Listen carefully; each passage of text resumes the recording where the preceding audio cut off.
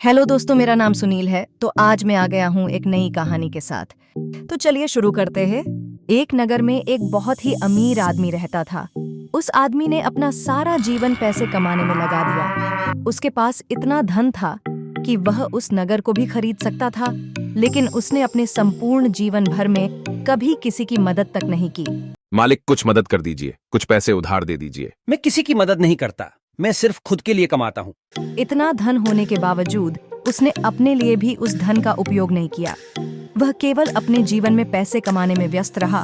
उसे उसके बुढ़ापे का भी पता नहीं चला और वह जीवन के आखिरी पड़ाव पर पहुंच गया। इस तरह उसके जीवन का अंतिम दिन भी नजदीक आ गया और यमराज उसके प्राण लेने धरती पर आए, जिसे देखकर वह आदमी डर गया। यमराज ने कहा, अब तेरे जीवन का अंतिम समय आ गया है और मैं तुझे अपने साथ ले जाने आया हूँ। सुनकर वह आदमी बोला, प्रभु, अभी तक तो मैंने अपना जीवन जिया भी नहीं। मैं तो अभी तक अपने काम में व्यस्त था, अतः मुझे अपनी कमाई हुई धन दौलत का उपयोग करने के लिए समय चाहिए। यमराज ने उत्तर दिया, मैं तुम्हें और समय नहीं दे सकता।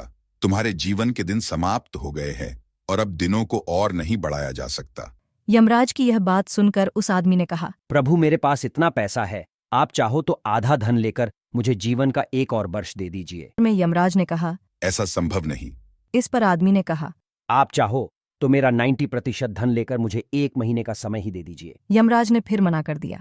फिर आदमी ने कहा, आप मेरा सारा धन लेकर 1 ही घंटा दे दीजिए। तब यमराज ने उसको समझाया, बीते हुए समय को धन से दोबारा प्राप्त नहीं किया जा सकता। इस प्रकार जिस आदमी को अपने धन पर अभिमान था, उसे वह सब व्यर्थ लगने लगा, क्योंकि उसने अपना संपूर्ण जीवन उस व्यर्थ चीज को कमाने में लगा दिया। दुखी मन से वह अपनी मौत के लिए तैयार हो गया। तो कहानी से हमें यह शिक्षा मिलती है कि जीवन भगवान द्वारा दिया गया बहुमूल्य उपहारों में से एक है, जिसको पैसे से प्राप्त नहीं किया जा सकता। हर पल को खुशी के साथ जिए, तभी आप अपने जीवन से खुश हो सकते हैं। तो मैं सुनील आपसे विदा लेता हूँ। ऐसे और वीडियोस के लिए मेरे पेज को सब्सक्राइब करना ना भूलें।